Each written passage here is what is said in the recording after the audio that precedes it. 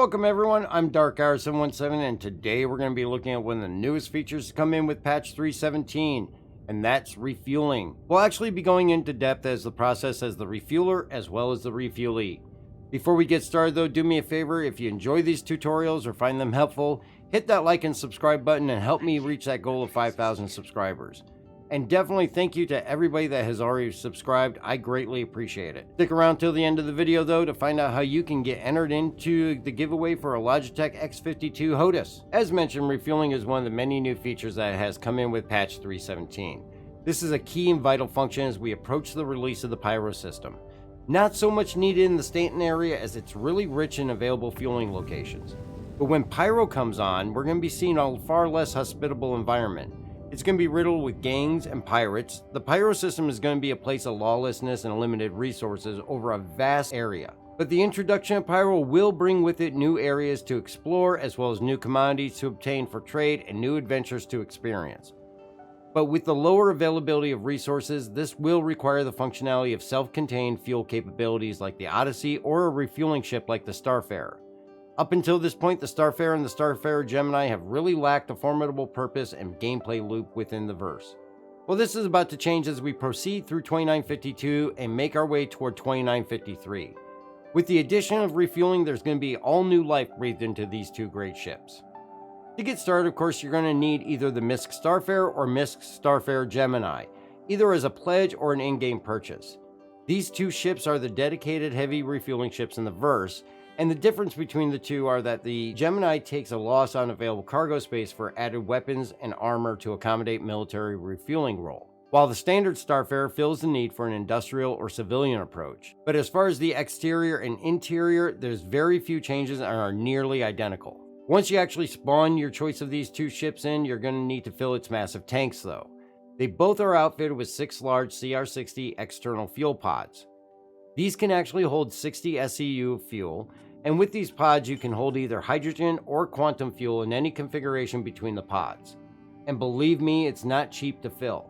Filling all 6 pods with quantum fuel, you're going to be looking at approximately 645,000 AUEC or roughly 107,400 AUEC per fuel pod. Hydrogen is far less costly, and filling all 6 pods with hydrogen is going to run you approximately 27,216 AUEC or right around 4,536 AUEC per pod.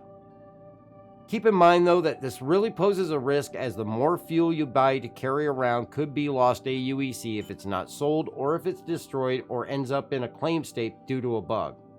So really, I recommend limiting how much fuel you take with you to limit the losses if you don't end up selling it, as there's no way to sell it back to a station or a landing zone. To fill the tanks, you're going to enter the ship and go into the Moby glass from the pilot seat, just as you would for any repair, refuel, or restock function. Here, you're going to select either refuel hydrogen or refuel quantum by clicking the manual button for that type of fuel. This will take you to the next menu where you're going to see a list of sliders. There's one for each fuel pod.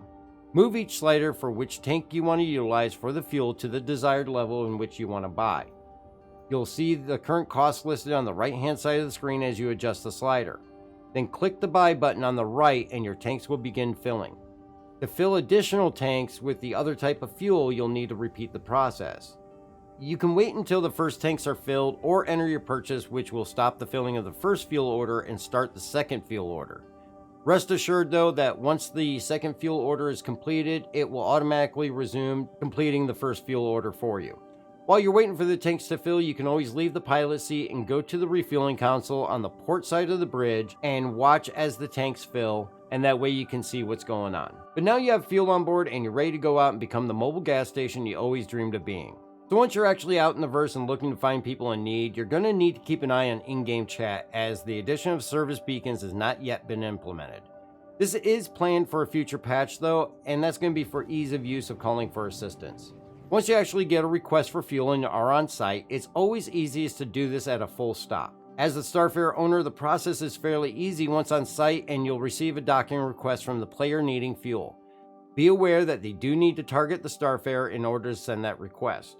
Once they send the request, you'll see a notification on your HUD and you can hit the left bracket to authorize them to dock. You will need to go though to the refueling panel or have a crew member there that's going to be able to operate it. First, you'll need to deploy the boom arm, and this can actually be done before receiving the refueling request. And I've found that occasionally if you deploy the boom arm after giving permission to dock, the other ship may have to send another docking request. But once the arm is deployed, you can also set the price of the fuel on the overview screen, or select auto price, which is going to set the price at 10% over what you paid. You can also set the price back in the hangar before you leave so that you don't have to mess with it after you're on site. But once docked, the receiving ship will go into their mobi-glass as usual and select the type of fuel desired, and you can go to the pod management screen to open the valve to the desired tank. You do this by hitting the arrow next to the tank to open the flow in the direction of the arrow and have the fuel flow to the center pipe. You can then exit pod management and in the overview, adjust the flow rate through the slider. Keep in mind the flow rate can damage the nozzle as well as the receiving ship if it's set too high. For a light fighter like a Sabre or Gladius, setting it almost all the way to the left is best. For bigger ships such as the 890, I found that even setting it at 50% delivered the fuel very quickly. Once the fuel rate is set, you can click the nozzle close button to open the flow to the ship. The gauge at the bottom will indicate progress, and when full, hit the close nozzle button again to stop the flow. After completion, the money will transfer and the receiving ship will detach and depart, at which point you can repeat this process with any other ship that's waiting or click aboard to retract the boom arm. So as a Starfarer owner, the process is fairly simple. Looking at it from the receiving pilot's view though, it is equally as simplified as well. As you approach the Starfarer, you're going to target the ship, and once targeted, maneuver within a few hundred meters and press N to request docking authorization. If approved, you'll receive the docking UI and can manually maneuver in to dock to the boom arm. Or you can use the auto dock function by pressing and holding the N key. Keep in mind, when using the auto dock function, you are best to get as close as you are comfortable getting before engaging it, as it does move very slowly. Once docked, you're going to actually open up your mobi-glass and request fuel as you normally would on station.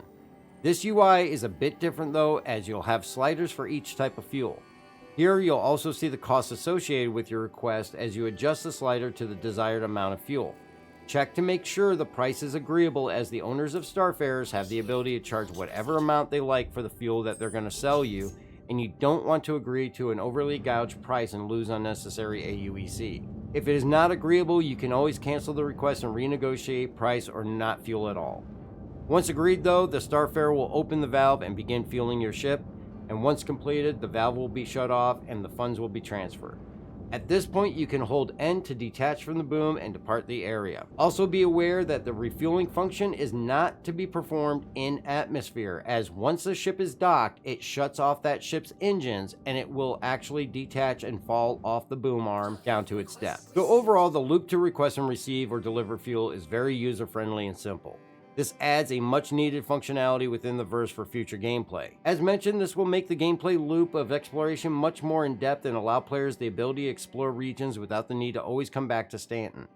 By utilizing ships like the Carrack along with the Starfarer, the possibility exists to leave as a group on exploration and stay out as long as you like, days, weeks, or even longer, before having to return to a port. Hopefully this tutorial though has helped several citizens out with the functionality and process for refueling, and let me know in the comments below what you think or what your experiences have been.